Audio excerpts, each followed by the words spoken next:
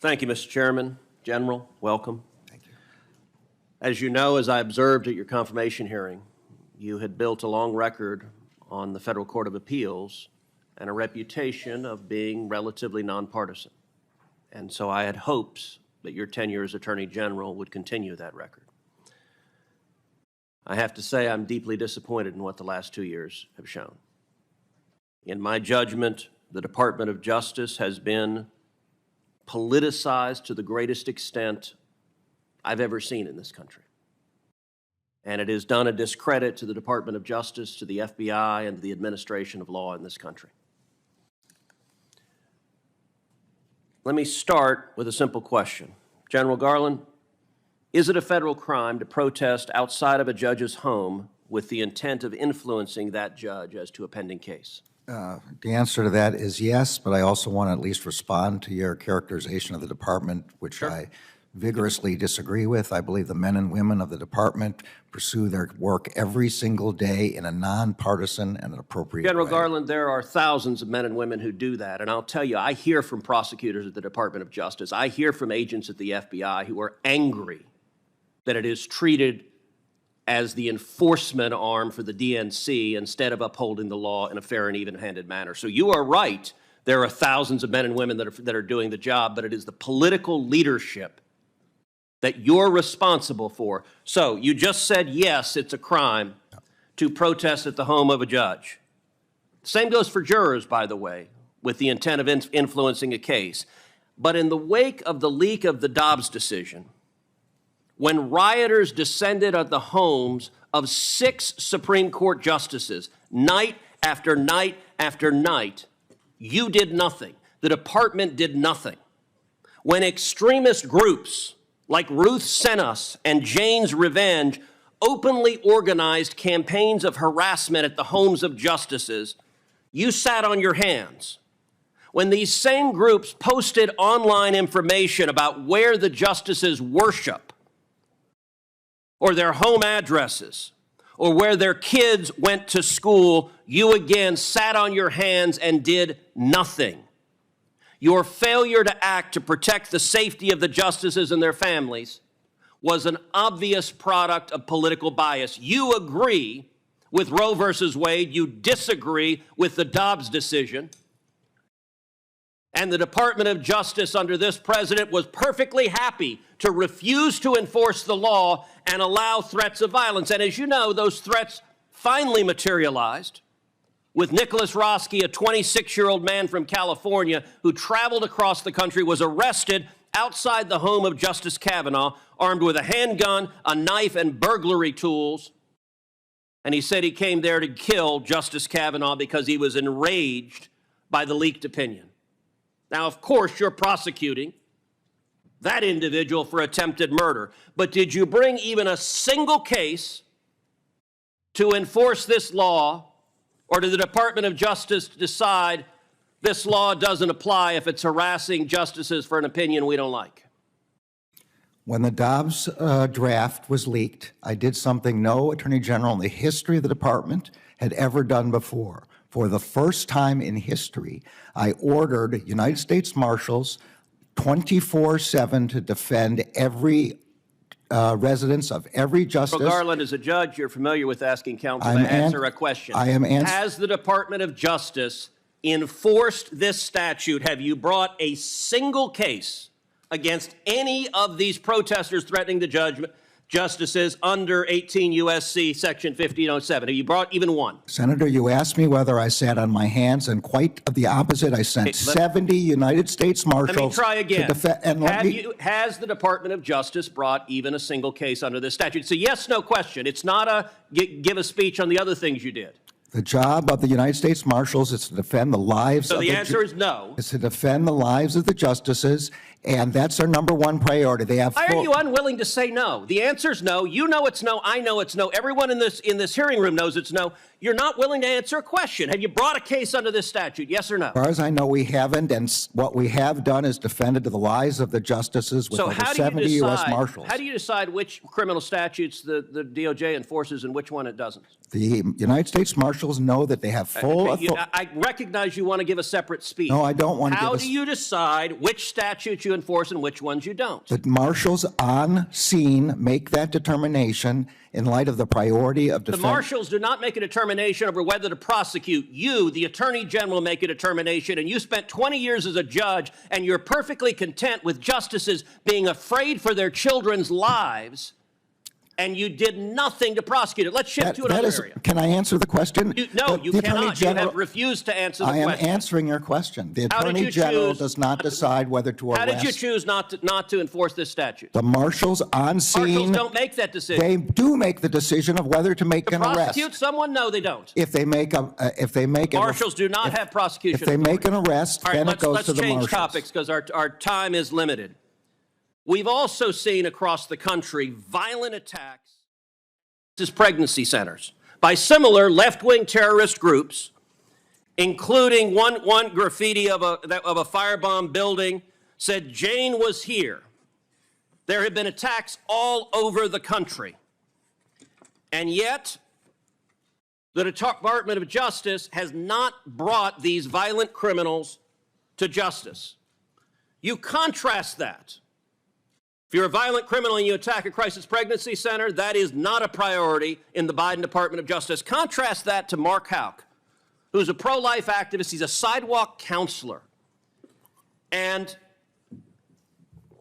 he had an altercation with someone who allegedly interfered with his son's personal space and threatened his son, and he pushed him. Now, in an ordinary world, pushing someone would be maybe a simple misdemeanor assault, but not under the Biden Department of Justice. If you're a pro-life activist, what can you expect? Well, in this instance, according to Mr. Houck's wife, 24 agents clad in body armor and ballistic helmets and shields and a battering ram showed up at his house pointing rifles at his family.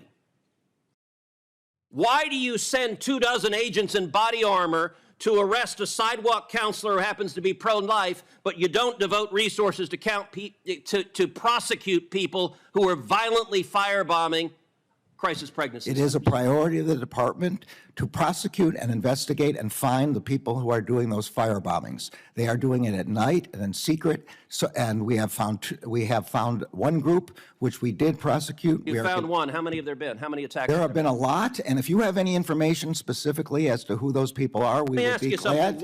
We would be glad to have that. Did you personally authorize 20 agents going to Mr. Houck's house? And he offered to turn himself in through counsel, but you didn't want that. The Department of Justice wanted to make a show of it. Did you personally authorize it? And do you want to apologize to Mrs. Houck and her 7 children for being terrorized? The decisions about how to do that are made at the level of the FBI agents on scene. Did you know about it? I did not know about it until the way you're describing it, and my understanding is the FBI disagrees with that description. Was it a mistake? Senator's time has expired. I'm going to allow the witness to respond to any of the questions that were asked. Was it a mistake? I'm going to chair the committee, Senator. I'm sorry you're not.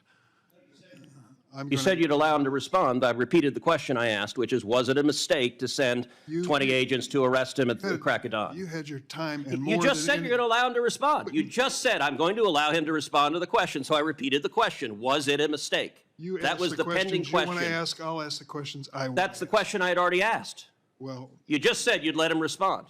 I'm going to let him respond right Good. now. Please don't interrupt him. Thank you. The decisions about how to do tactical arrests are made by the FBI agents in the field. The FBI has publicly stated that it disagrees with the description you gave of what happened in that example. That's the best I can answer. At this point, we're going to go to Senator Ossoff. General Garland, the Department of Justice should enforce the law regardless of politics. I do not believe that has been what is happening in the last 2 years. Among other things, I believe you very much want to indict Donald J. Trump. Toward that end, the Department of Justice has leaked that DOJ is investigating and intends to indict Hunter Biden. The purpose of those leaks, I believe, was to set the predicate for an indictment of Trump, to say, look how even-handed we are. We're indicting a Biden, we're indicting a Trump. Those leaks are not law or enforcing the law, they are politics. Did you know about the leaks about the Hunter Biden investigation? I don't know about the leak that you're talking about, I'm not. Leaks are in violation of our regulations and our requirements. So the answer is the leaks are consistently on one side of the aisle advancing one political agenda. As you know, the FBI raided Donald Trump's Mar-a-Lago home. And subsequent to that raid, there have been multiple leaks about what was discovered there, including a photograph of documents that were discovered there. Did you know about the leaks from that raid? The photograph was a filing in court in response to a motion filed by Mr. Trump. It was not a leak. So you're testifying there haven't been leaks about the Trump raid investigation? I'm responding to the point about the Do you know about the leaks that have occurred concerning I've read Trump? the leaks. They are inappropriate. We also don't know where they come from. Witnesses on the... But what's interesting is when the shoe was on the other foot, I believe your intention, and I believe it's a political intention to indict President Trump, became infinitely harder when classified documents were discovered repeatedly at President Biden's multiple residences. According to the public record, those were first discovered on November 2nd, 6 days before the prior election. Department of Justice was notified on November 4th, and yet miraculously there was no leak about the classified documents at President Biden's home when it politically benefited the effort to go after and charge Donald Trump. DOJ leaked. When it potentially harmed the Democrat president, DOJ did not leak. Does that strike you as at all a double standard? Leaks under all circumstances are inappropriate, and they were not directed by anyone in the Justice Department. Let me say in particular on Hunter Biden, I very much hope that an investigation of Hunter Biden is focused not just on his own personal substance abuse issues, but on connections to his father and potential corruption. That is the matter of public concern and why people are concerned. And it was striking that the leak that came out from DOJ suggested this is just going after some poor person struggling with drugs instead of looking at the very real evidence of corruption. Will you commit that the investigation will actually examine the public corruption aspect and not simply scapegoat Hunter Biden as an individual?